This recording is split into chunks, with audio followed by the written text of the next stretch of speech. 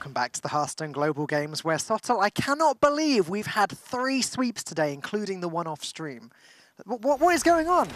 It's a great question because we didn't really see any leading up until this point. It's a format where you don't really have the opportunity to like force your opponent into a corner when you set up one deck to sweep, which is like you quite often see in Last Hero Standing or like in a Conquest format where a player just goes, all right, this is the deck you're targeting. Let's just get it over with. I'll just play it 3 times until I get a win with it. You can quite often see sweeps that way as well. Whereas here, like it seems 3-1s and 3-2s are more likely scenarios just because of the way that the pick ban thing plays out. So yeah, 3-0 sweeps are usually going to involve an unfavorable matchup being won, and I don't know how much of that we saw in the last series. That Recruit Hunter build was about as anti-aggro as it gets, but still it coming out on top against against the Odd Rogue did still take a near perfect draw to be able to do so. Now, Sottle, I hope you know that I'm going to be a little bit biased in this coming series as we take a look at who is playing up, as Productions reminded us why. Italy is, of course, one of my 2 picks. They've done well so far. They are currently 1-0 in the Swiss,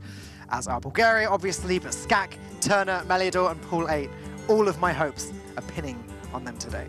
Did you hit them up before this series? Converse with them, of course, in Italian as well, just to make them comfortable in their native language, get some information from them? Because I am, of course, a pure-blooded Italian, yeah. I had a long chat with Pool 8. He gave me all of the info about the team, and I'm going to be looking forward to filling you in throughout the series. Okay, great. Well, there you go. Bulgaria comes up first. It's, again, we kind of sold this day as the day of the underdogs. This is probably the most tenuous one to try and attach that to. Right. And I mean, no disrespect to your home nation, Falcone, but I think they're the hardest country to perhaps paint as a powerhouse.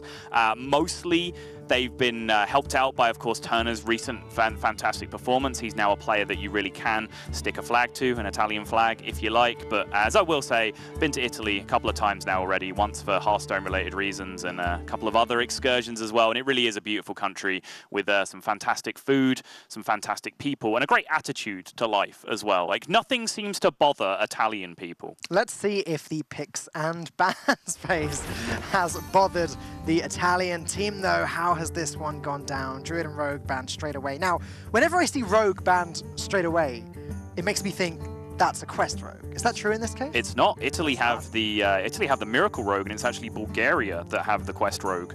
Oh, there you go. So Bulgaria's Rogue did get banned as well, but in the second phase, it wasn't considered a key priority. But the most interesting deck, I think, in here is something that Bulgaria gobbled up in their second pick phase. It's their Hunter deck, which is a very unique twist on Death Rattle Hunter, including a single copy of Wing Blast. Okay, so far so good, not too weird. 2 copies of Corpse Widow. Okay, a little bit fringe, but you can see it. How does Abominable Bowman strike you, Falk? It strikes me as a card that I have not seen played in competitive Hearthstone ever. That is the... Wait, there's more. There's 2 of them. Well, there you go. Let's see when it's going to be played. A little bit later on. We've got some time to ramp up to it. Maybe we don't even get that far. Another thing I wanted to point out actually was Django's Priest, which was actually part of Bulgaria's first pick in the picks and bans. Okay. It's Quest Priest. I was going to lead into that. I said the most interesting deck to me is Bulgaria's Hunter. I was going to follow up with the least interesting deck in both lineups combined to me is the Quest Priest. Oh boy, you do not like that deck, do you? I really don't. So there's Quest Priest, Big Spell Mage, Aggro Mage. No, again, I clarified this yesterday. Aggro Mage and Big Spell Mage, I think, are bad decks, but I don't dislike them. Sure. Quest Priest, I think, is actually a vaguely reasonable deck for this tournament in particular. I just hate watching it. Right, well, we are going to have a lot of fun watching that versus Italy's Even Warlock. Now, I actually spoke to players on both teams. And Janko, basically, he's coming up first. He told me that he put a lot of the work into the lineup this week. Okay. It was him that was behind the Quest Priest. It was him that was behind pretty much everything. So it's him that I've personally offended? Yes. Right, okay. That's pretty much where I'm going with that, yeah. But yeah, a lot of the strength of the team is going behind Django. He has had some amazing results on the ladder recently. He's really been the sort of shining star of Team Bulgaria. Okay. And it's kind of him that wants to win this the most, I think.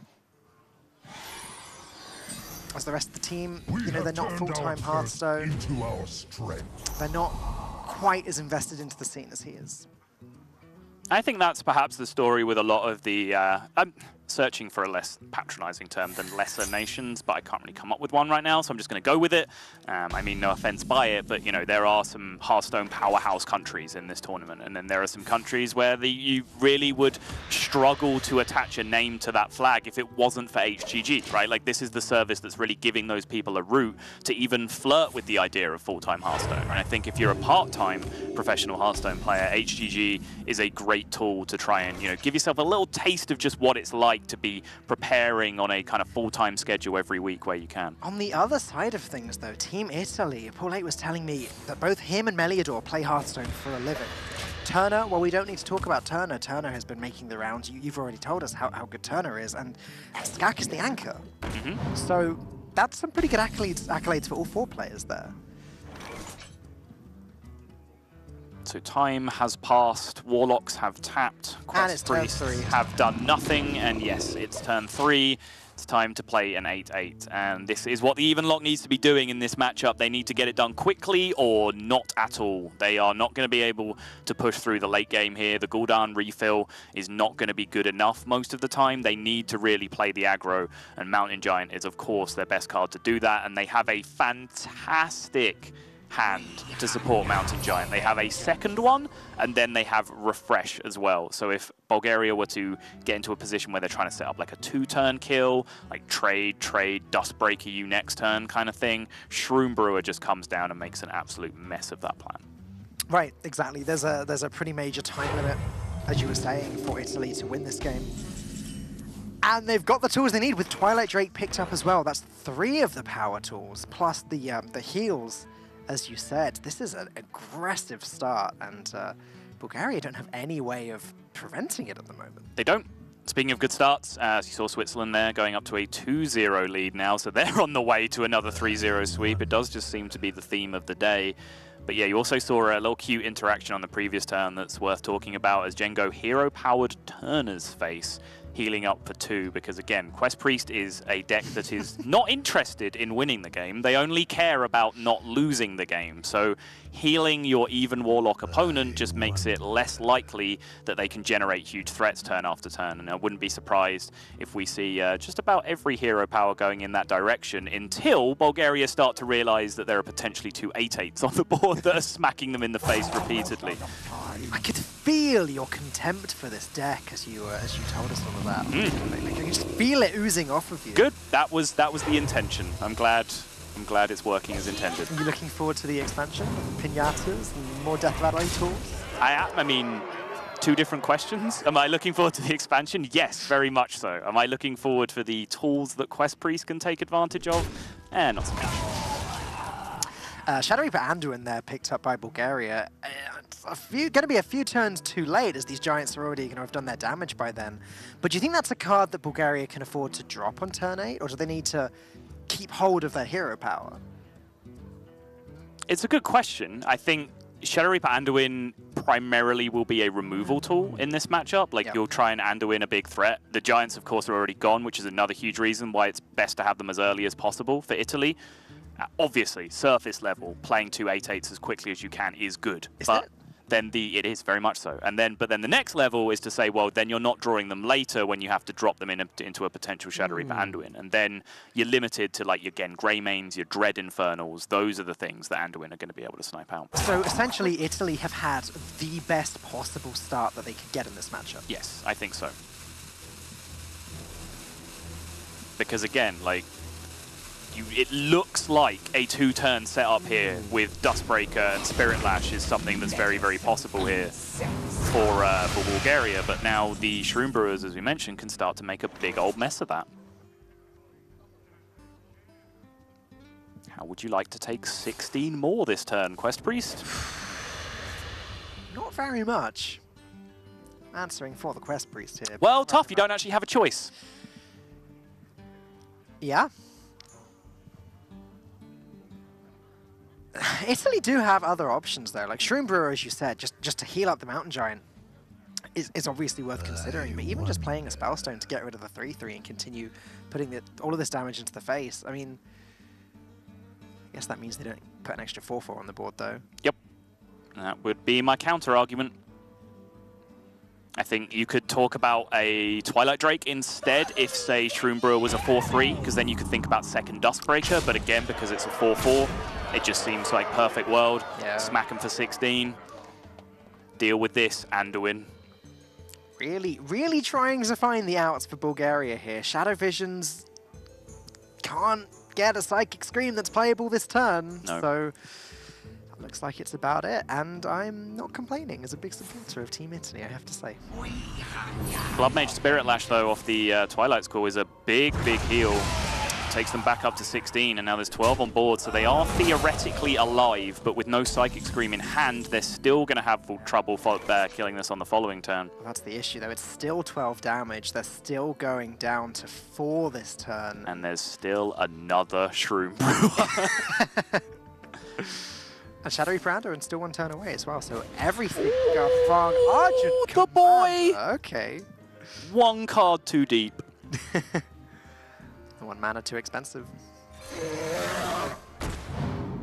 Twilight Drake, huh? Interesting. Psychic Scream's the only thing you're scared of. Psychic Screams are relevant because they're at 4, and then you just kill them next turn with Argent Commander. Yep, take it all back. This is fine.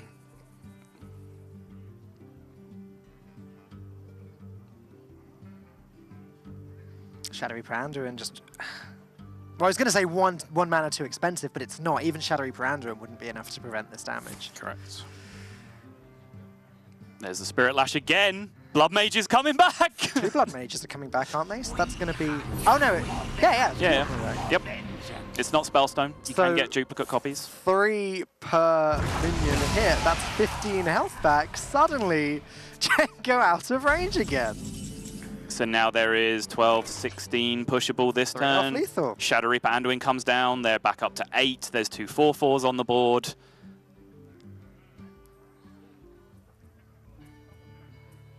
Right. They're still in trouble. Yeah. I wonder. Primordial Drake is worth looking at, though. That's something that you can consider playing around in Italy's shoes. So is that the reason you think that they're not just dropping Argent Commander and pushing as much as they can to the face? Yeah, I think the Shroom Brewer here is a better setup against Primordial Drake.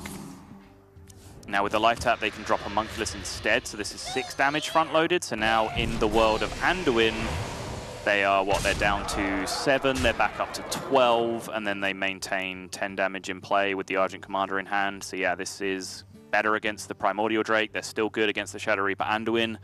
You got any more Blood Mages up your sleeve, Django? 3rd Twilight's cool, 3rd Spirit Lash, and I'd say that's somewhat unlikely.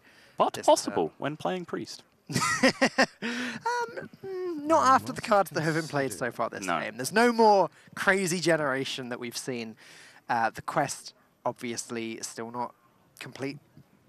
No Amara coming down to heal Django for 40.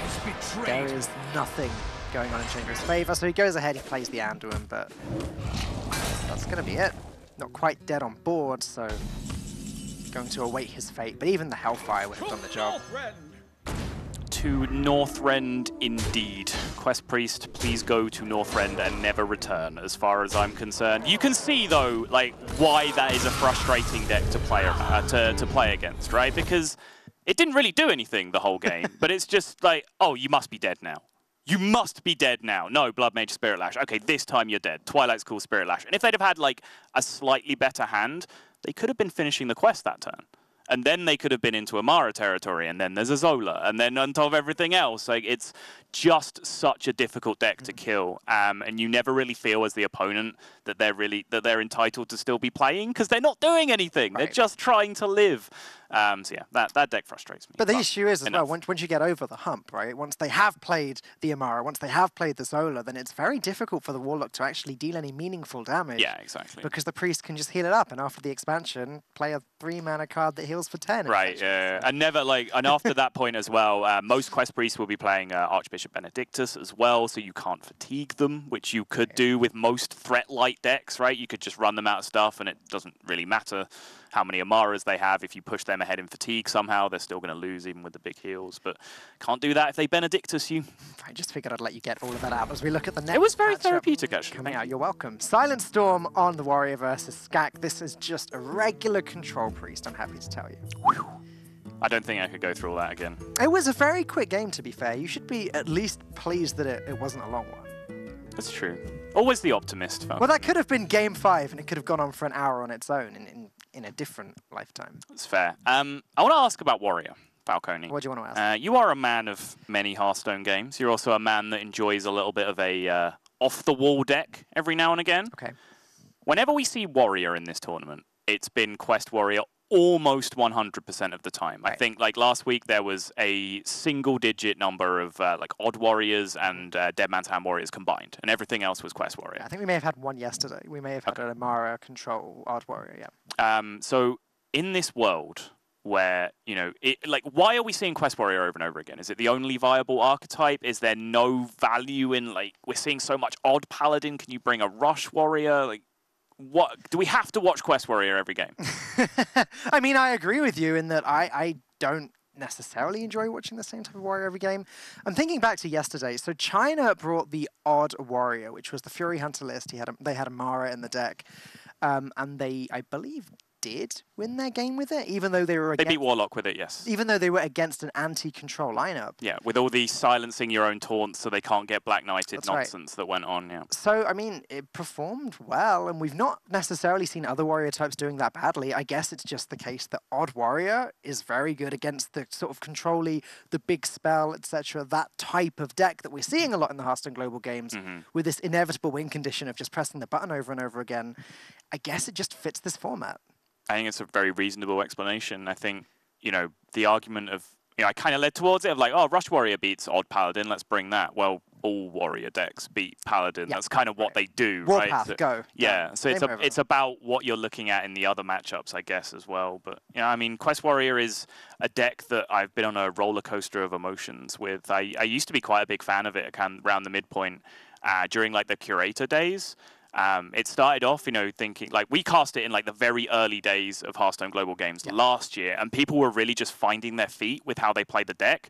So most people were just playing their taunts on, they play their 3-mana taunt on 3, and their 4-mana taunt on 4, and their 5-mana taunt on 5. They'd execute things when they needed to be executed. They'd brawl when they lost the board, and it was just very cookie-cutter, paint-by-numbers gameplay.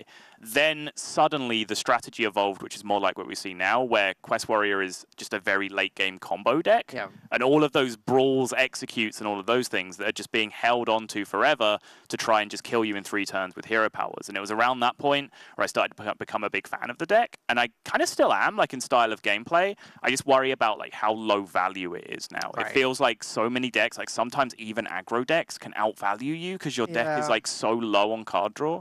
And to be fair, it is a very, very different deck now than it used to be. Like, you said that you like it more now because you hold back the removal, it's more of a combo deck. Well, that's partly because of the new cards that have come out since they've been added to it. Militia Commander, for example, is one of these cards that goes in the deck, and it sort of means you don't need to cram your deck full of taunts anymore to guarantee that the quest gets complete. Because the one Militia Commander... Phantom Militia. Did I say Militia? I said Militia Commander like 3 times. Yeah, you did. The one Phantom Militia, thank you for that, is 3 procs on the quest. Yes. And so you can afford to put these executes, these shield slams, these warpaths, these brawls, etc. into the deck, and still know that sooner or later, probably sooner, you'll get there, the quest will be complete. Yeah. And I think that's changed the deck in a very positive way, because it's no longer the case that I think it was for a lot of the time last year, where it's sort of like, right, hero power, coin flip, will it hit my opponent's taunt? Will it hit the face? And though there's still a little bit of that, there's a lot more, you know, set up the warpath, set up the brawl, hold back these cards, guarantee that the hero power goes into the face. And I think it is a more enjoyable deck to watch and a more skill-intensive deck to play because of that. Yeah, I think there's a trickle-down effect of that, where back in the old Quest Warrior days, there was a good chunk of matchups. Like, almost all of the matchups Quest Warrior was the best in were matchups where you threw away Quest. Right. Because it was just still such a good defensive deck. Whereas now there are so few matchups where I think it's correct to throw away Quest. Because without that Quest win condition, like I said, aggro decks can just say, oh, they threw away the Quest. Okay, hero power every turn. And just, you know, try and outvalue them over the long term, which is very, very possible. Right. So yeah, like I said, like the old version, you had Curator, you had double Battle Rage, you had double Acolyte, you had all of these extra tools in there that would just keep your hand so full of even higher value taunts as well, because you're playing 2 Direhorns, you're playing 2 Primordial Drakes most of the time as well. So the decks are night and day. It definitely feels like this new version of Warrior flies much more by the seat of their pants.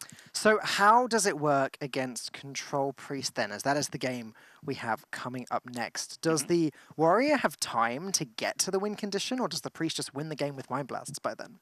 They have enough time. I would like their finishing burst is a lot more aggressive than the Priest is, and they have enough tools to like stave Priest off in the long term.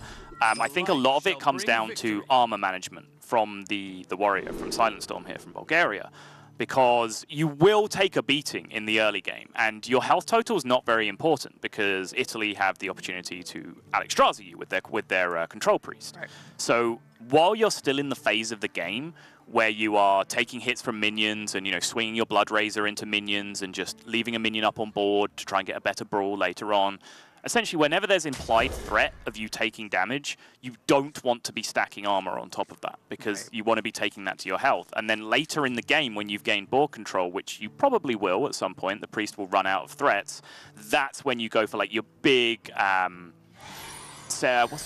Drywhisker Armorer? Is that the name of the card? Yes. Yeah, when you go for your big armor return with like Cornered Sentry, it's when you drop your shield blocks and you just try and stack as much armor as you can on top of that health total. That gives you the time that you need to not just die to Mind Blasts.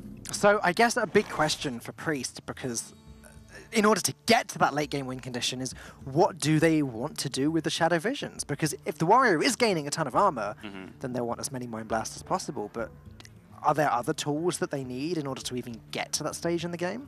Yes. It depends, again, on game state. Shadow Visions is not a card that you'll often see cast too early in this matchup because you might need, for example, to take a Divine Hymn because you recognize you're on the defensive and it'll be an extra turn against threat of hero powers. You might need to take a Divine Hymn because your hand is low on value and you have a Pyromancer in your hand. And then suddenly you can go for a big explosive Divine Hymn card draw turn with the Nausea Cleric. But of course, yes, the vanilla option is still true. When you're playing against a deck that can be very resilient in terms of health gain, maxing out on Mind Blast is your plan A. I suppose that the Priest also has more aggressive minions in most cases than the Warrior. Again, every minion that has the keyword Taunt tends to have slightly worse stats compared to its mana cost. Whereas the Priest, we've got Twilight Drakes, we've got Cabal Shadow Priests that are just stealing these taunts potentially and using them against Silent Storm. So the ability to deal a lot of chip damage in between now and the end of the game is actually there. And that goes back to the point I made initially, where you kind of have to accept that that beating is going to happen. You have to kind of ride the ragged edge for as long as you can, and then trust that you will stabilize eventually, because you will. You do have enough removal to get control of the board, and at that point, that's when you start to bounce back with all the armor gain. In the meantime, the Warrior deck is pretty slow. Turn 3, Dark Reaper or Stonehill Defender. Dark Reaper sounds wise here. Just try and make sure that the Cleric is only taking, is taking 3 damage by poking in as opposed to the Stonehill Defender. Also gives you a little bit more information as to what you want to take off your Stonehill if you play it on turn 5, as it seems here. Getting 2 draws though, Italy taking advantage of that. And there is that Pyro Shadow Visions combination I was talking about as well, which can make real magic happen if you find a Divine Hymn in there. Bulgaria pretty much going to have to play this Blood Razor here to clear up one of those Northshire Clerics, because Skak drawing through his deck as quickly as possible is just going to allow him to find that damage, find the Death Knight hero. This is not a matchup that's going to go to fatigue very often. So draw is good. Draw good. Draw good. I do wonder. There is maybe an argument for Saronite Chain Gang. Because you can only kill 1 Cleric, right? They're going to draw cards next turn if they want to anyway. And actually 1 card is about right for Italy here. Like, if they start drawing 2 a turn, they can get in a mess. So I wonder, like, how much value Blood Razoring down 1 Nausea Cleric for the sake of interrupting your taunt curve really gives you here. Yeah, I'm really not surprised to see this. You seem baffled. No. I'm just counting and double checking because you're right. Skak is going to find it very difficult to find the hand space to draw the 2 cards, and he now doesn't really have the ability to draw 1. Well, he could if he wanted to do something crazy like Pyromancer, coin, trade in the 1/2 cleric, and then heal up the other one. But that's just a mess of a turn. Right. And also, there's the other side of that argument where you say that, well, if my opponent is going to spend another 2 mana on healing this turn, do I really care about that, right? They're just kind of letting me walk away with this game, just playing taunts happily. They're not playing Twilight Drakes. They're not playing big minions that I need to deal with. Oh, this is really interesting. Using Twilight Acolyte the other way around. Usually use it to reduce another minion's attack. In this instance, lending its attack to the Northshire Cleric to clean up that Sound Knight Chain Gang. Right. Now here, I'm coining out the hero power, meaning that he does have the hand space. This is really interesting way of going about this this odd board state. It is. It's an unconventional start. And there is that Dustbreaker, though. That can be huge in the matchup just to get rid of any annoying board states like the kind of one we're going to look at here. But now what I will say is if Silent Storm committed to the line of just playing taunts and ignoring clerics last turn, does he continue to do so? I wouldn't call it directly contradictory to like Bloodrazor up this turn and clear the board, because it's a better clear this turn than it was last turn, right? So you can definitely make the argument. There's also the fact that Italy no longer have the coin in hand, so freely using up cards to make hand space is becoming less of an option over time, which would be an argument to not do this. However, he's gone ahead, dealt with the cleric, said, Team Italy, you've drawn far too many cards by now. Don't want to let this keep going. Italy down to 16 cards left in their deck after this draw already.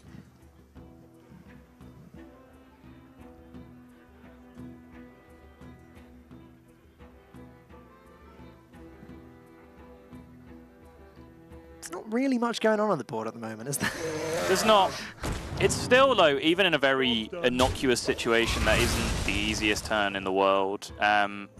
Twilight Drake is one of your biggest threats, and thank you, Hearthstone Gods, for illustrating the point I was about to make.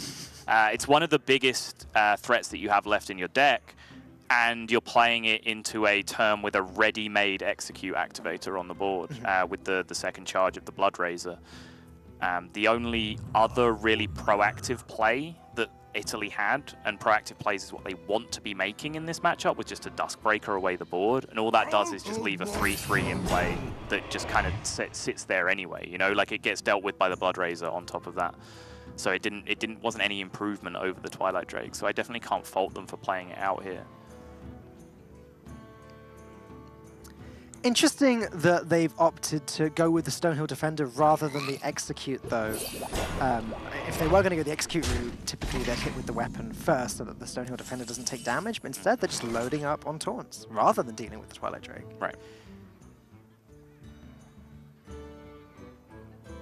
It's a real scary Cabal Shadow Priest turn. It's okay. It's not completely board changing, though, is it? Like, you take a 2/2, you take a 1/4.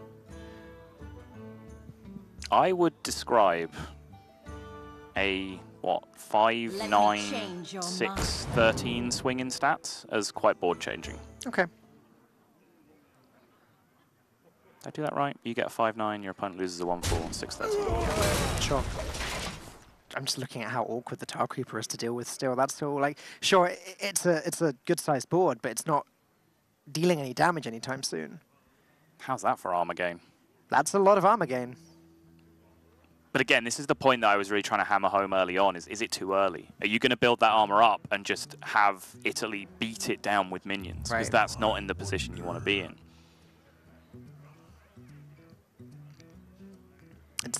It's also not the ideal Cornered Sentry, Dryusk Armorer into Brawl turn, is it? That's usually how you see those cards used. But there's no Brawl present and no mana to play that card. I was going to say, there are several problems with that plan. I mean, what's the alternative? One Cornered Sentry, Dryusk Armorer, hit him with the Bloodrazor? It's not horrible. It's not good, though, is it? What is good is that we're already at 4 out of 7 on the quest, and these two Cornered Sentries will raise it up to 6 out of 7. Yeah. Bulgaria actually closer than they look. Right. I like this, the halfway play. So like I said, if you just go ahead and like double corner sentry and just gain the armor, you're leaving so much board presence on the opponent's side of the board still. Like, yeah, you swing your Blood Razor and the 1/1s go bye-bye, but they still have that 4/8 Twilight Drake, so their opportunity to start beating away and taking that armor down is still increased. So one sentry and the execute did seem like the most solid line of play that turn. This is a scary Cabal Shadow Priest turn. Sure. I would rather take a 2/5 with my Cabal Shadow Priest than a 1/4 any day. Again, well, I would rather take a 2/100 Falk. Doesn't make this any less good. I guess Italy don't want the 2/5 anyway, so never mind. They'd probably take the 2/100. Yeah. Removing everything from the board seems pretty good too, given that Bulgaria only have 3 cards in their hand. As we can see, still aren't quite there in terms of completing the quest, and Skak has just got the next few turns free to start dumping big minions onto the board.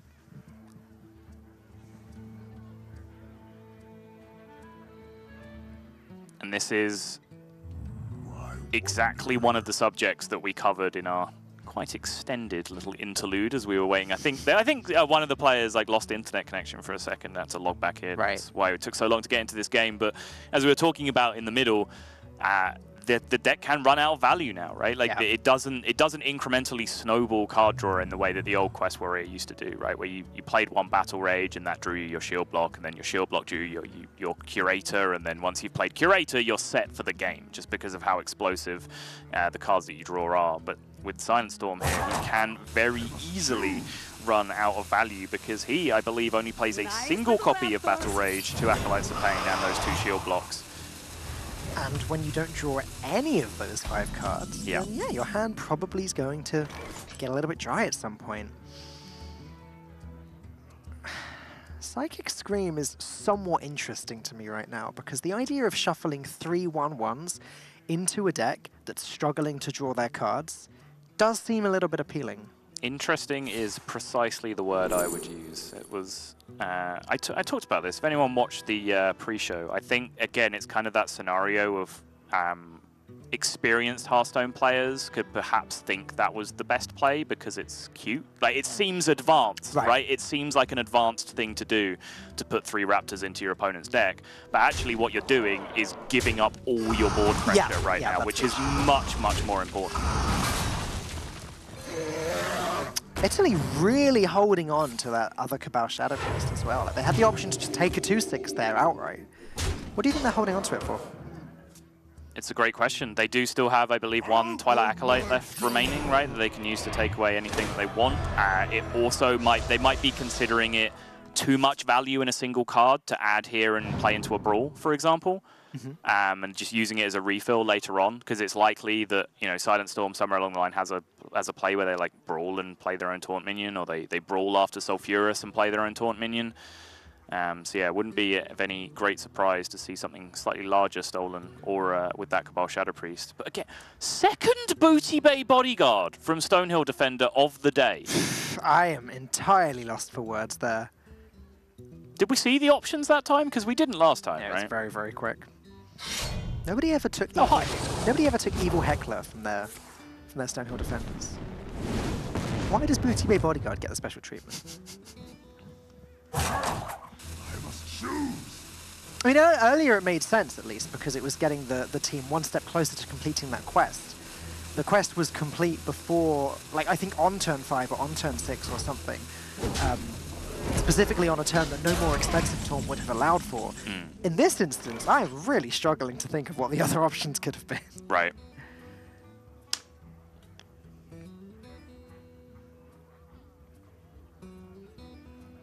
Okay, so now the game is really getting into overdrive here, as Silent Storm is going to start pressing that button as much as possible. However, Team Italy, they're now going to use this Cabal Shadow Priest, I guess, to help defend against that hero power. And they've also got Alex Straza and Shadow Reaper Anduin to finish the game very quickly on their own side. Also, double Mind Blast. This might not go on for much longer. You could be right. And we're also now in the position where once these attacks go through, Italy have exhausted all of that armor gain that Bulgaria amassed with that play earlier with the cornered sentries, because this makes a huge difference now. Because if Alexstrasza were to come down later on this same combined total, but some of it was still armor, then Bulgaria just profit from that point. It looks like a pretty straightforward lethal in a few turns, actually. If we're talking, you know, Shadow Reaper Anduin to set up, then Alexstrasza, and then just double Mind Blast, that should pretty much be the game, unless Silent Storm can A, kill Italy faster than that, or B, gain a ton of armor one more time, which is seeming like it's going to be unlikely. Ooh, did we get away with it? I think we got away with that. Luckily, our new Hearthstone Reconnect feature can actually resume game states from where we left off. Otherwise, this would have been a regame all the way from the beginning. But still, you said this could be a pretty straightforward lethal. You did clarify immediately afterwards, but I was about to ask, for which player? Because, you know, you say, oh, okay, well, you know, next turn you Shadow Reaper Anduin, then you Alexstrasza, then you double Mind Blast. That doesn't work too well if Silent Storm is shooting you in the face for 8 every turn in the meantime. Like, do you have the freedom to do that? I don't think you do. Well, I don't know, because the thing is, Italy can heal for 2 now with the hero power, as the Anduin damage doesn't do anything when you're planning to play Alexstrasza later. Okay. So heal for 2, then play the Anduin. So that's back up to 24 again. Take 8, back down to 16. Alexstrasza, take 8 again down to 8, and then it's lethal next turn. And you have the lethal on the Mind Blast turn. But actually, I think there might be time. But 2 shield blocks in deck for Silent Storm, and potentially the second Dry Whisker armor, I still believe is hanging about, which can mess with that plan, right? They only need to be able to gain 2 from their 15, and then that can potentially disrupt your plan. But you're right, I think Italy are correct to go for it, because it is a route to victory here. And it's honestly, the counter argument isn't very good, right? It's like, well, why should I slow down trying to kill my opponent when that then gives them more turns to connect hero powers to my face? They're doing it in a slightly different order than I suggested before, but this just makes more sense because... front loads 8 damage. Yeah, the Alexstrasza either eats up a Fireball, which is fine, or, as you said, 8 damage goes in, then the double Mind Blast is lethal without having to play Anduin in the first place. So, Silent Storm going to finally use one of his card draw engines. Execute is now playable this turn, so that is another guaranteed 8 damage. There's some armor gain. Italy are running Holy Fire though, so double Mind Blast Holy Fire is something that Bulgaria has to consider but can't really do much about.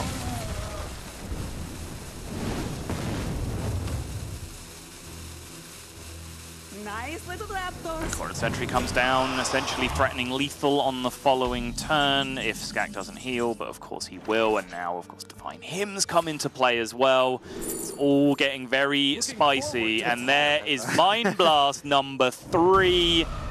None of that Anduin nonsense required. Skak even throwing out the emotes. What a cheeky little scamp he is. Team Italy just asserting their dominance, and quite right too. I'm very happy to see that. Still a little bit on the biased side.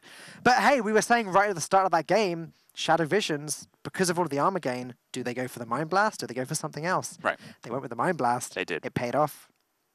It sure did. And again, I think, to clarify, I'm not blaming Bulgaria for this in any way. The turn they gained the armor, they had nothing else to do. They had no plan with their hand. But you see the difference, right? Because the armor was gained, the Twilight Drake and everything else beat it back down to 0 armor, and then Alexstrasza sets up lethal in the way that you described. You counted through the 3 turns how it ends. If in that position they clear the board, as they did, and then they gain 12 armor back on top of that, Alexstrasza comes down, they're at 27. There's not a 3-turn lethal setup that kills them from 27 with the same hand. It's that age-old argument where you'd rather have armor than health, although that's a little bit different when you start introducing Reckless Flurry. I was very interested in that dynamic. You were talking about it in the Odd Warrior series the other day, and yeah, I was very interested just seeing that dynamic flip on its head completely. Yeah, so whilst Austin and I continue to discuss whether you'd rather have health or armor as a warrior, we're going to go through a short break. We'll continue with Italy versus Bulgaria in just a few moments. Don't go anywhere, we'll be right back. My pick, Team Italy, currently 2-0 against Bulgaria. I'm enjoying it, okay? Am I allowed to enjoy that? Yeah, of course. Just because your picks haven't been winning this week. No, I was going to say, I would never be so bold as to tell someone not to be really smug when their picks are doing well based on my track record. But the next game coming up is going to be an Odd Paladin mirror match. So What are the break points in this matchup, Soto? What can one of these teams do to get that edge over the other? Well, first off, let's start from point zero, which is deck building. If you're worried about the Paladin Mirror in the first place, there's a couple of cards that you do and don't want to play. Diamoles are very, very nice, just in the early game exchanges. You can really fight for board leverage early on. I think actually double Vine Cleaver being in the deck is quite important as well, and as few divine favors as you can get away with. I was about to say Divine Spirit. It's just an entirely different deck. Well, I said Phantom Militia earlier instead of something. No, Phantom Militia's the right thing. Shut up. Falc. Yeah. I know that like this is your show this year, right? Like HGG is the Falcone show, but I didn't realize you had so much creative control that you could just hand Italy the best possible scenario in every matchup. What is this hand? I mean, let's be That's real. absurd. Bulgaria's isn't that bad. Are there any either. corridor creepers in Bulgaria's hand? Stop giving away the secret, Subtle. I've got to win somehow, okay? But yeah, I mean, Diamol, Hero Power, Corridor Creeper, it's looking like a pretty good start from Eliodor here. There is another 3-0. Chalk it up. This is the day of the sweeps. Switzerland picking up the 3-0 win. Oh my. Lost in the jungle on top of your double Corridor Creeper hand. Finding it hard to keep a straight face here. I know that Italy have spent a lot of time, like the entire team have spent a lot of time preparing for this week, though. Paul Late was telling me that he is very particular when it comes to prepping for tournaments. Like, he has a very specific way of doing it, and he insisted that his team sort of take his example and follow it. So they spent ages simulating the pick and ban stage, went through every single possible outcome to determine what they should be doing and when they should be doing it. They've put so much work into this. I was, while you were talking about that, I was deep in the tank on this turn one, by the way, because the double Corridor Creeper actually makes the dynamic very interesting. You can coin Hero Power or Lost in the Jungle to essentially have the same effect there, which get 2 1/1s into play. Your 2 1/1s kind of directly contest the Firefly, and then 3 minions have died. And minions dying quickly is in your favor from Italy's perspective, right? They have 2 Corridor Creepers in hand. You have to assume that your opponent's hand is worse off than that. So that would have got them down to 4 already. Then on turn 2, you summon another 2 1/1s, and then potentially you have a turn 3 where you can play both Corridor Creepers for 1 mana alongside Lost in the Jungle, or even best case scenario for 0 mana, and then Hero Power as well. Italy chose to play it a little bit slower than that. Just get the Righteous Protector down to be the blocker here, and then allow that Diamol to really like exert some of the leverage that I described it can have over the early game. It's not really gone that well for them either, has it? As we're talking 2 Fireflies and the Flame Elemental all being 1/2s. It's difficult for Eliodor to trade into those with what he's got, so it looks like he's not even going to bother with most of his minions. It's okay.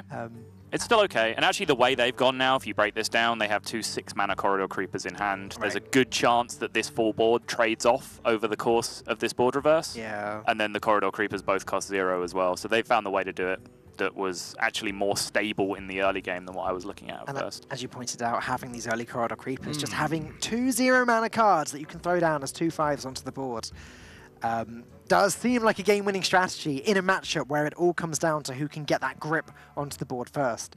Let's just all be glad that they are just 2 5s now. Yeah, and them being 2 5s is actually super relevant for a couple of reasons. Firstly, so Bulgaria aren't just dead to 5 5s, but secondly, the Void Ripper draw now means that actually they have a way to potentially trade with those Corridor Creepers when they do come down later, because 2 5s are much harder to deal with than 5 2s for a deck that just essentially plays a bunch of weenies in the early turns. This has to be the hardest turn in the entire game, right? Because with the correct with the correct trades, the Corridor Creepers can go down to what, 1 each? Because he can't actually sacrifice the Diamol. It's complicated.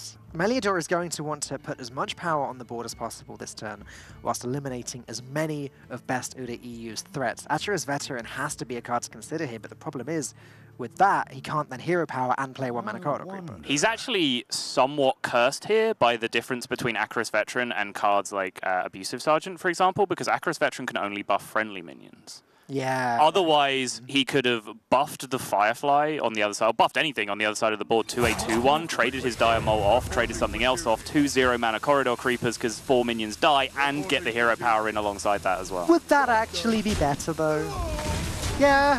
Sorry? Actually, I think it would be. Like, it's one of those plays where you have to sort of look, you spot it, and then you think, oh, it's really cool, and then you actually have to look at the board state and check that it's better than the sort of more basic play. And in this occasion, yeah, I think it is, because 2 Corridor Creepers. The difference between this board state and the one that you make with that play is that you replace a 1-1 with 2 2/5s. Right. It's quite clearly very powerful. Yeah. Italy playing it, having to play it a little bit more slowly than that. But next turn, he will, they will be guaranteed 2 0 mana Corridor Creepers. The only question is, will it be too late by then? I don't think so. Righteous Protector can put in some work here, just absorbing a few attacks, but Best Dude EU's board state isn't getting that much better than Italy's. No, this is a good turn though. Protects me.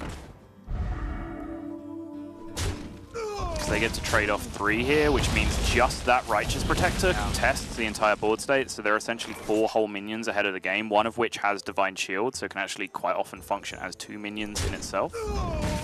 And Raid Leader is actually a pretty big whiff of a draw from Italy's side.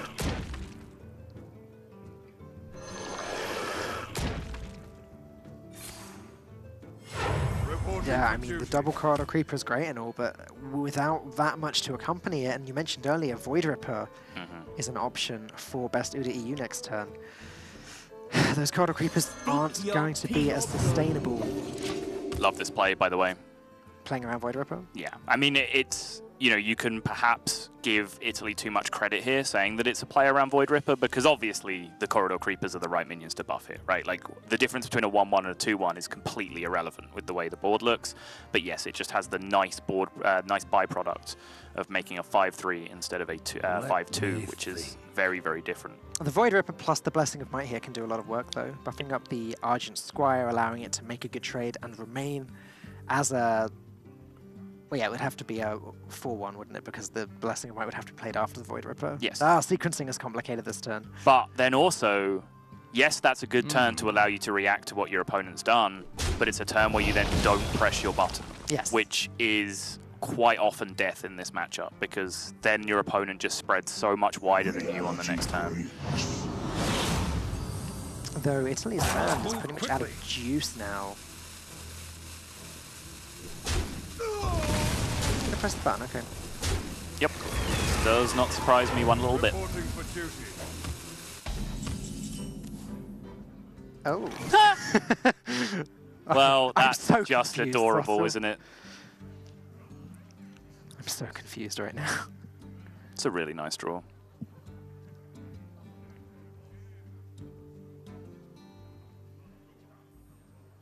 So, is it better for Italy to just trade the Corridor Creeper first and then flip the attack and health again? It would just go back to being a 2-5, back to where it started. I think I like flipping it and killing the 3-3 with it Okay, as a 3-5. sure.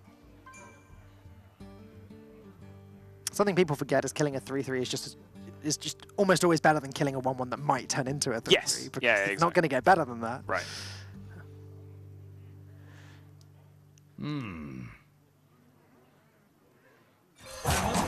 And suddenly you start to see like the kind of stalemate-ish situation occurring, where what I said earlier, where actually playing double Vine Cleaver is quite valuable in the matchup, which seems counterintuitive to what's a very early game intense matchup.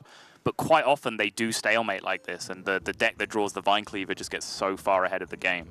I mean, another thing you mentioned earlier was having as few Divine Favors as possible. Yeah. It is a bonus, and now you can see why. Both of these hands are going to be more or less empty over the next few turns, retaining just 1 or 2 at the most cards.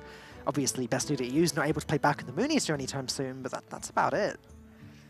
This Acris Veteran was a very nice draw for Bulgaria. Your peace. Curves them out perfectly. They may be choosing to look at Blessing of Might here as opposed to the Void Ripper. That's kind of where their mouse cursor went. That would surprise me a little. Okay, so turning the 2-1 into 1-2 does mean the Void Ripper value plays into it really nicely. It does so anyway, but just even better.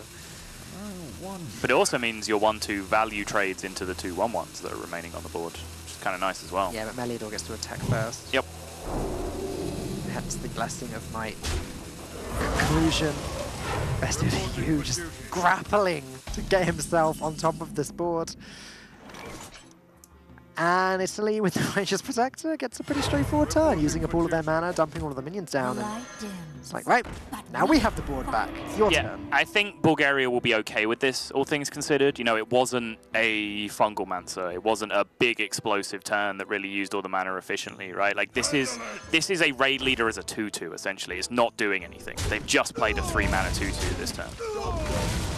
It is playing around Void Ripper, though. It's a 3-mana 2-2 that gets pretty out of control over the next few turns as well, as hello, level up gets drawn, but there are no 1-1s on the board to buff.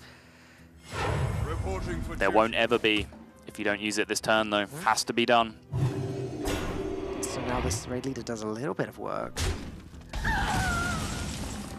Oh, okay. Wow. That's significantly better. I've told you, stop pulling the levers. I'm sorry. Italy are a very good team. They can win on their own. Look, subtle, they've put them right underneath the desk, right on my side. Like, what am I supposed to do? Just ignore them? All right. I did let Germany beat Netherlands in week 1, so fair enough.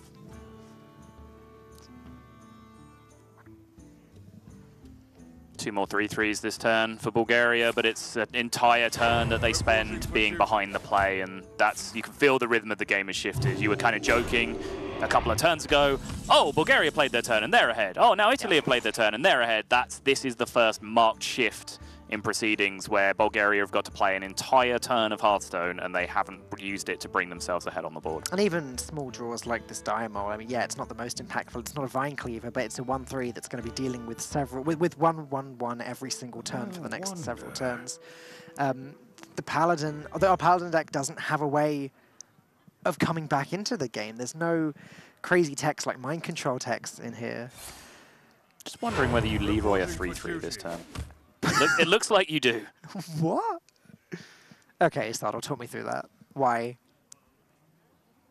Because it's the best board control play that you have this turn. Right? Like, this looks janky, but it preserves an entire 4-3 taunt recruit on the board. You get to value trade, and by trading with the Leroy instead of trading with the taunt minions, you have a whole extra health on board, right? If you value traded with the Leroy, it would only be a 1 health minion. And this isn't going to be won through damage, it's going to be won through irreversible board control.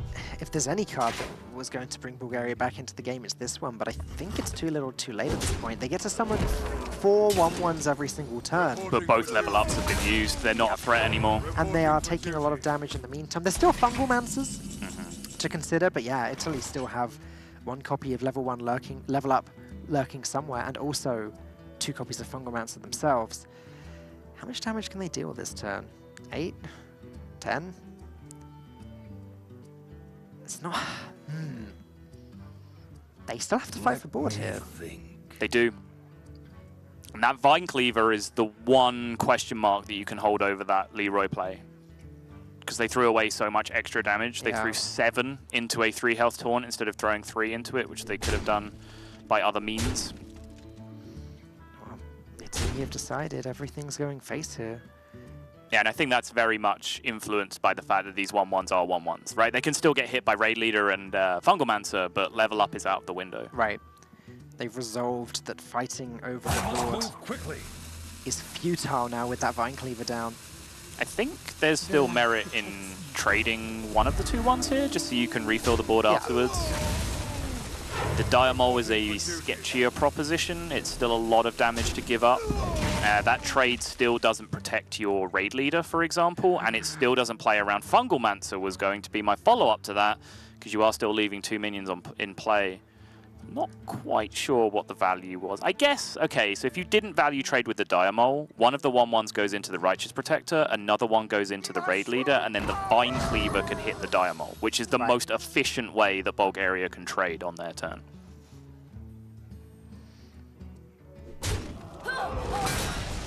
So, we said the Vine Cleaver was big. I said it may have been too little too late, but now it actually looks as though it was just in the nick of time. Yeah, and now this Void Ripper is gargantuan here. Yeah. Turning 2 3-1s into 2 1-3s on this board is incredible. And hey, Leroy Jenkins is gone from Team Italy's side. Their Yep. burst damage is heavily limited.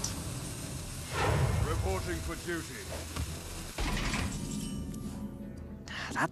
There's just one mana card after one. We've literally seen Diamol into Argent Squire into Atyrus Veteran. Yep. Where are Team Italy's Vine Cleavers? Where are their Fungal Mancers? Where is their second copy of Level Up? Why is my lever not working? I was going to say, you let your foot off the lever, Val. That's what's happened.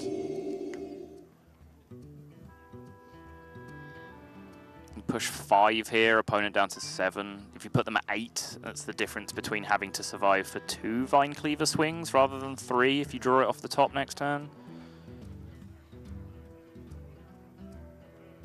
And then they push, what, 3, 4, 5, 6, 9, 10, 14 back the other way. So you do theoretically live for 2 turns from this point. No, because you need a 3rd turn, though. You need to draw a Vine Cleaver, swing with it, then get hit again, and then swing with it again. Move quickly. Bulgaria do have to respect your board and trade into it in the meantime, though. So yeah, I do think you have the time to do this. This makes sense. They do have to respect the board, but the problem is they can respect the board and value trade away quite a few of these minions. Yep.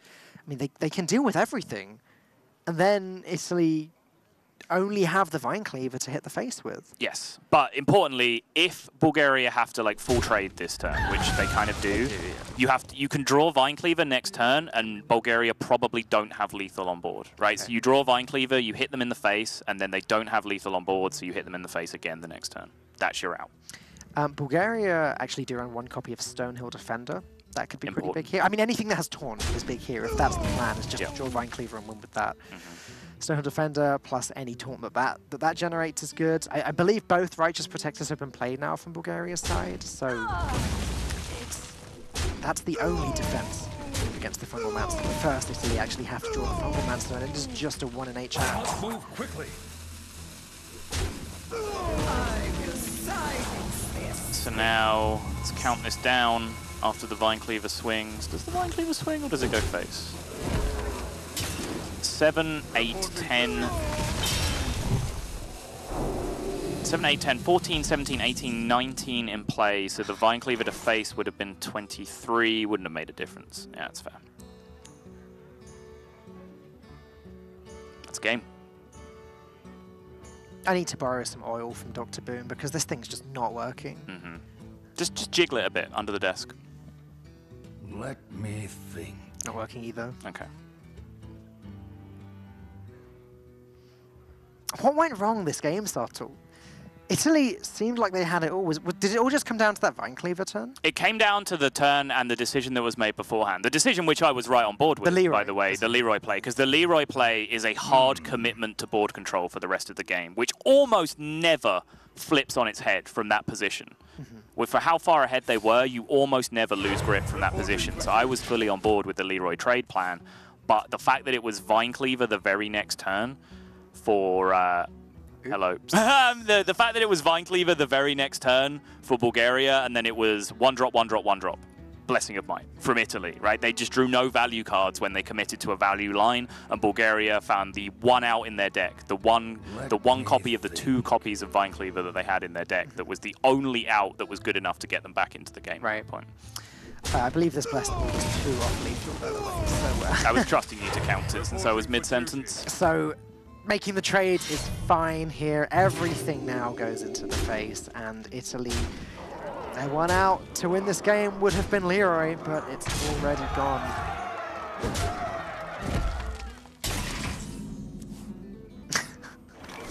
That card's not going to Nice joke game, and that is going to be 2 games to 1. And I know you're disappointed, Falk, because your boys, Italy, have just bitten the dust and potentially thrown away a 3-0 win. But I'm quite excited because... Abominable Bowman. Yes, because I do want to see that Hunter deck in action. I'm not convinced that it's good, but I have no opinion on whether it's bad or not either. I've never even considered Abominable Bowman in the deck, but it's something that when I looked at the card, we're like, wait, what does it do again? And then we reminded each other, and then we're like, actually, that makes a ton of sense in the deck, right? It's just another beast going back into the pool after it's died. Yeah, right. Well, it's sort of like the Witching Hour, isn't it? It revives a beast that's died, but the thing is with this version of the Death Rattle Hunter is that all of the beasts are good. Yeah. We're talking 5/5s or 4/6s at the very worst. Otherwise, we're talking King Crushers, Savannah Highmanes, etc. It's just always going to be a good result, isn't it? And also, I think I've played a couple of matches with the deck where, you know, for example, you get like Houndmaster Showdown, and then you like trading your Highmane into something, and you know your eggs have been popped earlier in the game because you got an early egg. And suddenly, you find yourself in a position where like you draw a cube later on in the game, but all of your big Death Rattle value cards have already been used. So you're trying to Death Rattle like a Builder Beast, or you Death Rattle like a smaller minion, whereas Abominable Bowman allows you to get value out of those cards in the early game and then just bring them right back again for potential cube plays later on. It's really hard to say, isn't it? Abominable Bowman, yeah, it's a mouthful. What is Death Rattle Hunter going to be up against, though? Let's take a look. It's going to be up against Pool 8 and his Malygos Druid. Yep. Okay, now, in theory, Death Rattle Hunter is a pretty good matchup against the Malygos Druid. It's difficult for the Malygos Druid to sort of make it into the late game and make these power plays because Death Rattle Hunter sort of explodes somewhere in the middle. Yeah, and it's like Spreading Plagues doesn't really have a big impact. You know, we've seen some versions of Hunter playing Mossy Horror, which can just blow it out, but even without Mossy Horror, you know, it's one turn of stalling. You have so much power on board. You know, your eggs hatch into 5/5s, your Highmanes are 6/5s, Kathrena has 6 attack, all of these huge minions later on, that Spreading Plague is just going to come down, it's just going to be one turn. They're going to die the next turn, and you still just haven't solved anything as the Druid. Right, yeah.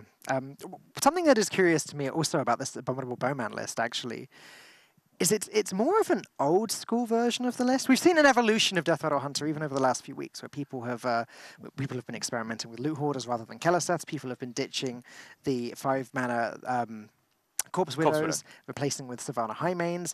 This deck doesn't run Savannah Highmanes. I guess the 2/2s you get from the Savannah Highmane Death Rattles would fill up the beast pool. That's a good point, yeah.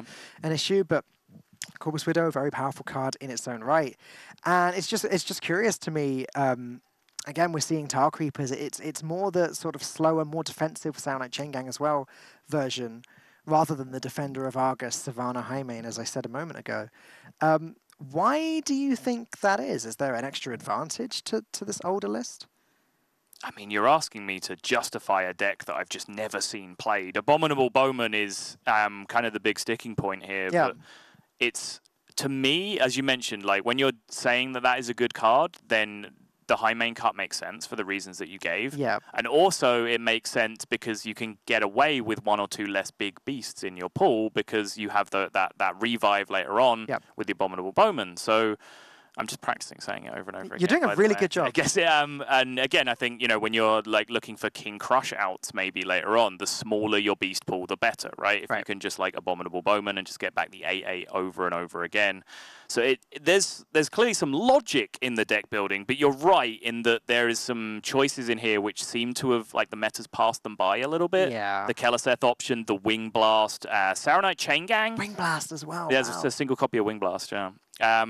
The Saronite Chain Gang as well is something that I wasn't quite expecting to see as much of in this tournament as I have. Most teams have seemed to be playing Saronite Chain Gang in their Death Rattle Hunters. Well, again, with Prince Keleseth, it just makes sense. Of course, yeah. Like the buff is the 2/2 rather than a 1/1. Yeah. So there was one series that Lorinda and I cast. It may have been towards the end of... No, it must have been this week because it was the exact list that we had been playing over the weekend with the Loot Hoarders rather than the Keleseth, etc.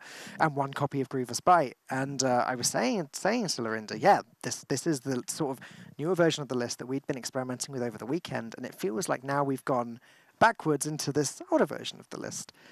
And again, it was card for card, so you'll know this, but there was no Sound Like Chain Gang in the Loot Hoarder version of the list for that same very reason. Keleseth just makes that card so much better.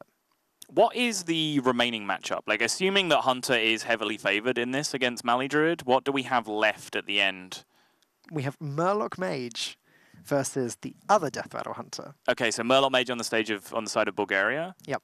So yeah, I mean, assuming this Death Rattle Hunter is upwards of, what, 65% against Mali Druid? I don't know if it gets that far, but I think Abominable Bowman is a big deal. I don't like where you're going with this. I don't like where you're going with this. And then you have one of the most snowbally aggressive aggro decks in the game against Death Rattle Hunter, which is quite slow to start up. I really don't like where you're going with this. Yeah, they only have to be 66 over 2 matchups from this position to be in a good spot.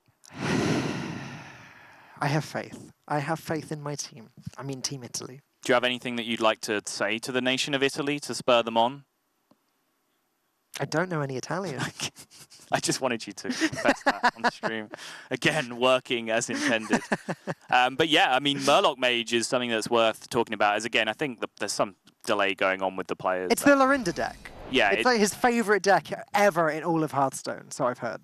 I'm not sure that's quite true. But again, I glossed over the list and I just looked at the Mage and my eyes scanned and saw Fireballs and Alaneth and I went, okay, it's Aggro Mage. But again, it's Murlocs. And it's something that Team UK talked about, right? Where they said that kind of these weird twists find you some edges in some of these matchups that you end up being given. But still, Murloc Mage is not a deck that's really consolidated a place in the metagame yet. But I would say that Aggro Mage hadn't before this tournament either. Right. So I think it's no great surprise to see players still... I think Mage is like the most experimented with slot outside of like maybe Rogue.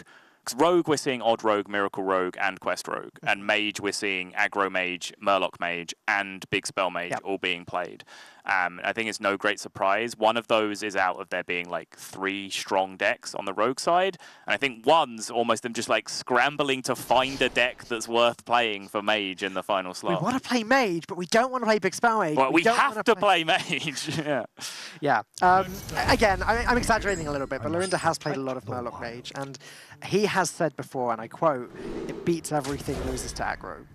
And you can't... That sounds like the most Lorinda statement I've ever heard. He's very, very straight to the point, blunt, and like I said, exaggerated. But I don't really quantify Death Rattle Hunter as an aggro deck, but we'll worry about that one a little bit later. For now, we have double Wild Growth on Italy's side. We've got this, Paul 8. Was it you that cast the Wild Growth, Nourish, Malfurion Ultimate Infestation game earlier? Sorry, I missed an Arcane Tyrant out of that perfect opening. Yeah, you did. And then, yeah, Ultimate Infestation came straight after. Yes, I cast that one with Lorinda earlier. And the whole time I was trying to explain why the Hunter has such a good matchup there. And I was saying, no, even with the Wild Growths, the Hunter can still take this one down easily. And then, like, Ultimate Infestation got drawn. I'm like, yeah, I'm done. I can't keep this facade going anymore. The Hunter has no chance. Druid has done Druid things. And it's not far off doing Druid things this time either with that Nourish pickup. Again, just the Wild Growth into the Nourish with the Arcane Tyrant on top. If Paul 8 can draw the Ultimate Infestation, we're going to have a repeat performance. So you're saying there's a chance? I'm saying there's a good chance. Except, I've now looked at Bulgaria's hand, and I've noticed that there are 3 activators for this egg. There sure are. But you know, silver linings. Only 2 can be played this turn. It's just a few broken eggs. It's still good. It's still good. Yep. No? All right. I haven't tested the pop culture reference well with you yet, Falk, so just thought I'd throw one out there, see if it landed. It didn't. We'll move on. Let's talk about some Hearthstone. Coin Nourish goes to 6. Wild Growth goes to 7, giving them 8 on the following turn. And they get a 4/4 on the board. That means just about anything that gets drawn next turn is money. Malfurion would be, Lich King would be. It's just the Ultimate Infestation and the Malagos that aren't playable. And even then, drawing Ultimate Infestation here would be absolutely fine for Paul 8. You know, the sooner he's got that added to his hand, and the sooner he's got the guaranteed hand restock, the better. Just going to go all the way, ramp up as much as possible. Of course, drop a 0 mana 4/4. But look how quickly we haven't even ended our turn yet. What the? Vac! No, it was still Italy's turn. Oh, I feel sick. Can we get an admin? Steward's inquiry right now. Yeah, let's do that. They're clearly cheating. Clearly. Look at that smile. I love that one of these teams has 8 mana on turn 5 and we're accusing the other one of cheating. I think Spreading Plague is actually really nice for Paul 8 here. Obviously, the fact that there's an egg on the other side of the board does make the Spreading Plague a little bit better because there's just an extra Scarab uncontested. However, there will be another good minion on Fricky's side of the board next turn. I'm just not entirely sure which. Careless plus play dead's looking good. Corpus Widow not looking too bad either. I would like some 5/5s. Just going to leave it at that. Bulgaria's already had several 5/5s. Wow, really? Okay. Does delay their ability to chew through this spreading play just by a little bit, and I'm having deja vu, Falk. Again, I don't think it's the play for this turn because Malagos is just a nutty play here. Protected behind all of these these scarabs, it then allows them to like branching pass on the following turn and go digging, and they can pick up swipe, they can pick up moonfires, and if they do pick up any combination of those cards, they can really swing the board next turn. Yeah, you're right. Bulgaria would need a combination of a Hunter's Mark plus something like a Wing Blast in order to deal with this Malagos. Otherwise, it's pretty secure. Only 6 mana, so not even a Hunter's Mark into Rexar would do the job. And as we can see, Team Bulgaria don't have any way of getting rid of Malagos at the moment. Right. So that's... I don't even want to call it a risk. I was going to say that's a risk, and it looks like it's paid off. This is just right. It's just not a risk, is it? This is just right. How can something that feels this good be wrong, Falk? I don't know.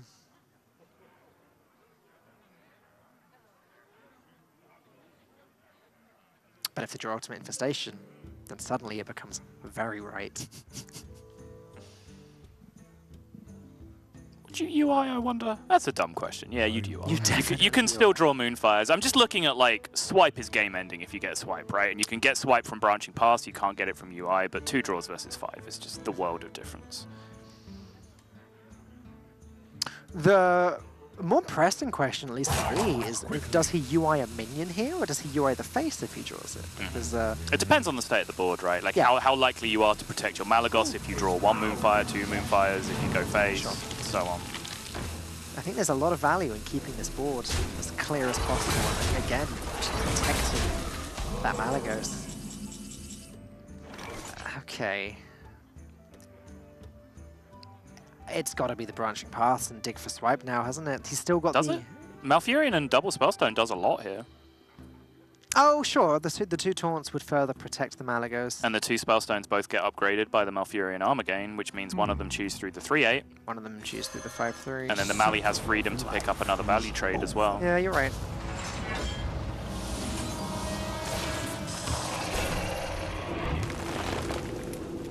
I totally forgotten for a second that Malfurion summons 2 more taunts. Okay. Seems like a fairly crucial thing to forget. Yes. Actually preserving value here as well. Hero powering down the 5/3. Don't even need to use the second Spellstone here, and I guess with plenty of huge minions still left to come, that's very, very wise. Meanwhile, Rexar is thinking, more 5/5s. As they have no way whatsoever of dealing with that Malagos still. They can't even get close to dealing with it. Nope. Ooh. Well, let's draw some cards. Where's that swipe? Swipe would be... You are so biased, it's amazing. No, I'm not. I'm completely neutral.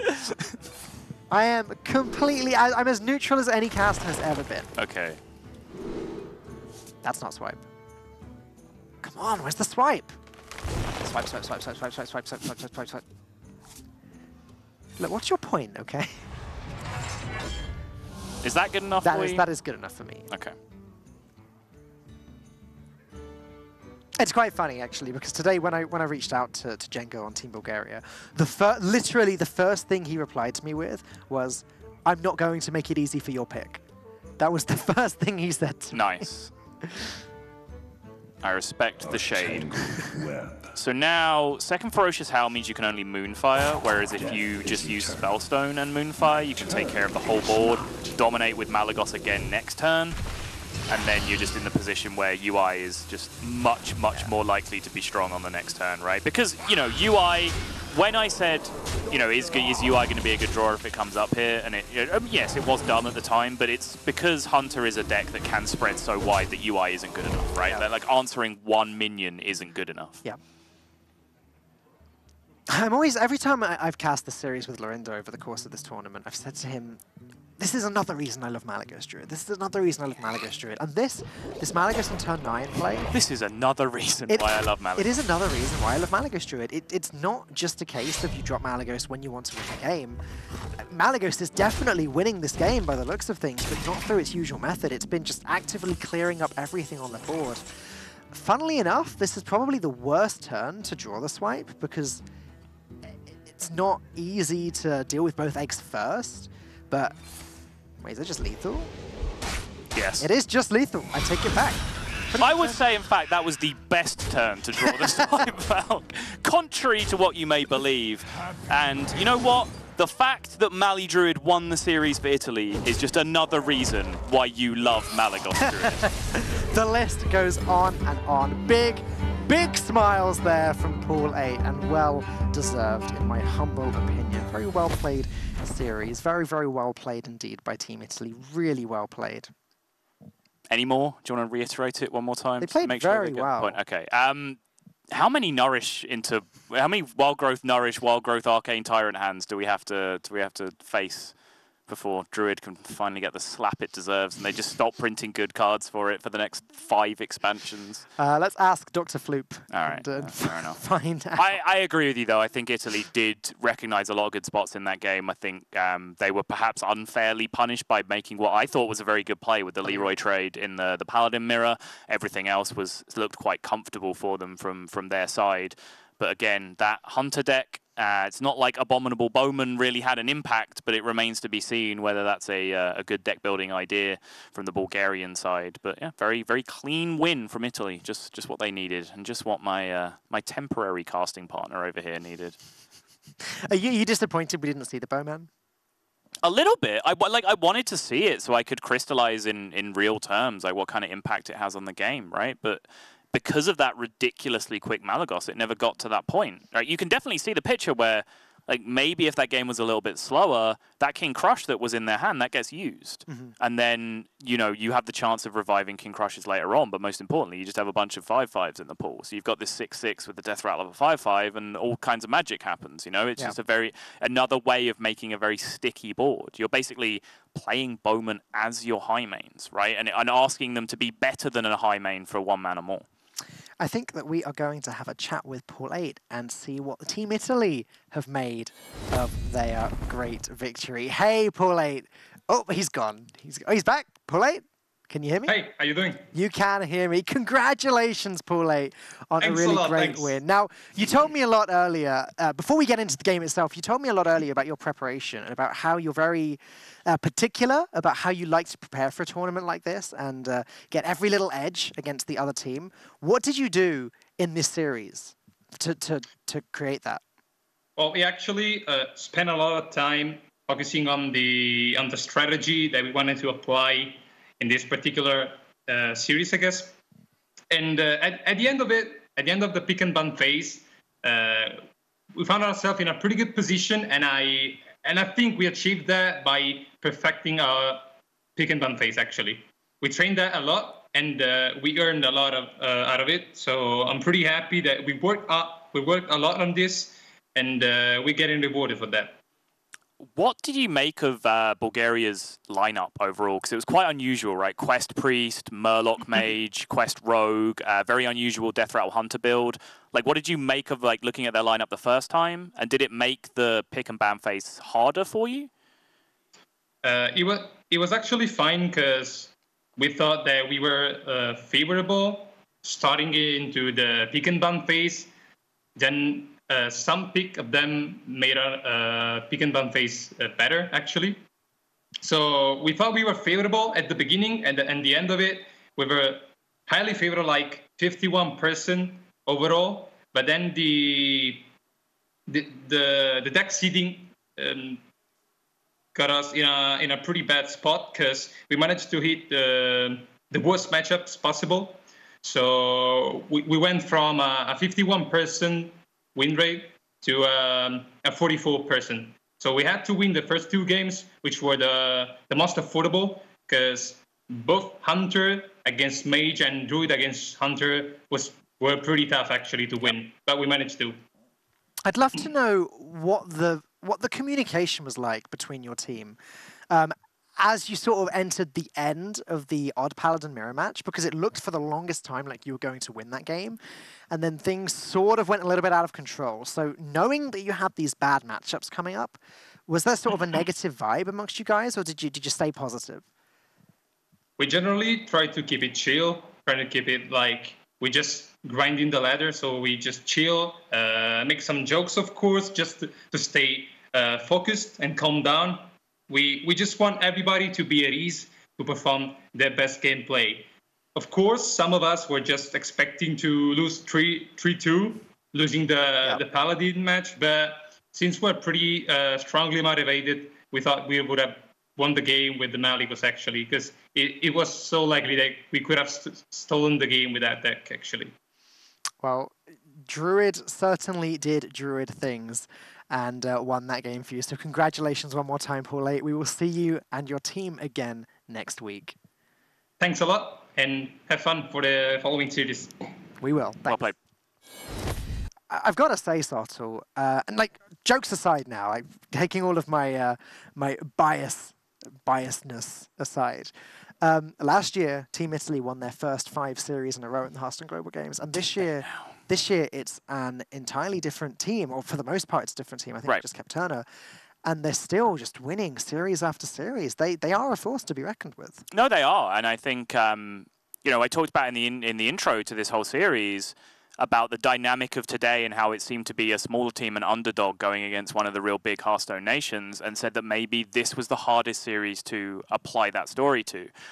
Because Italy haven't quite commanded that level of respect yet, but they're doing everything they can do. They are winning games of Hearthstone in Hearthstone Global Games and having strong solo performances on top of that as well. So it can't be too long until we get into a world where Italy are considered a powerhouse. Great. Well, I look forward to that very much. Let's take a look at how this series went down. It got a little bit dicey for Italy at the end there when Bulgaria won the Odd Paladin mirror. And that Odd Paladin mirror, I keep going back to it, but it was such an interesting game to me because it really looked like Italy had secured the victory. They had the wider board. I even said the word, you know, one of the things about Odd Paladin is that there's just no way to get back onto the board from this position. But it just went right for Bulgaria and they won it. Let's remind ourselves of what that looked like, actually. This was game one. Yeah. This was Quest Priest just scrambling. We just saw Blood Mage come back over and over and over again with Spirit Lashes just staying alive. This is all Priest did the entire game. They just played Blood Mage and Spirit Lash and tried to live. And unfortunately, against a couple of Mountain Giants, that doesn't get you very far. But very quick and easy win for Italy early on against Quest Priest. Yeah, then there was, I barely remember this game. It feels like it was quite a while ago. There was the Quest Warrior versus the Control Priest. And the Warrior did get the quest done reasonably early, but unfortunately it wasn't soon enough to prevent Italy from doing the thing that priests do with Mind Blast, and that's get a bunch of them and smack the opponent in the face with them. Yep, and the problem for the Warrior really was that they just completely ran out of value. Bulgaria just had a quick draw with some low-cost taunts that got them to their quest, but they didn't find the card draw to go with it. So they found themselves stranded around turn 8, 9, 10, just really not doing enough. And then this was that Paladin mirror, and you would expect, dropping into the game at this point, with the board as powerful as it is for Bulgaria, this was kind of a one-sided stomp, right? Like, how could they have run away with the board this much unless they got early board control and kept it? Well, you would be surprised, sir, because it was Italy that were in full control of that board state for the whole mid-game portion. And speaking of Italy being in full control, Wild Growth, Nourish, and Arcane Tyrant were all available for Ro48 nice and early, and then eventually the swipe with the Malagos on the board, controlling the board for several turns, did end up being lethal. And you heard it from Ro48 himself. Falk asked, how did you guys feel after that Paladin game? Was there an air of negativity because you had the 2 unfavorables? And they said, no, we were just keeping each other nice and chill, cracking some jokes, remaining positive. So the message there is if you too would like to draw Wild Growth, Nourish, Wild Growth, Arcane Tyrant, Ultimate Infestation, and Malfurion in your unfavorable matchup, it's just the power of positivity. Yeah, it works for me every time. Next up, we have Brazil versus Greece. So don't go anywhere. We'll be right back.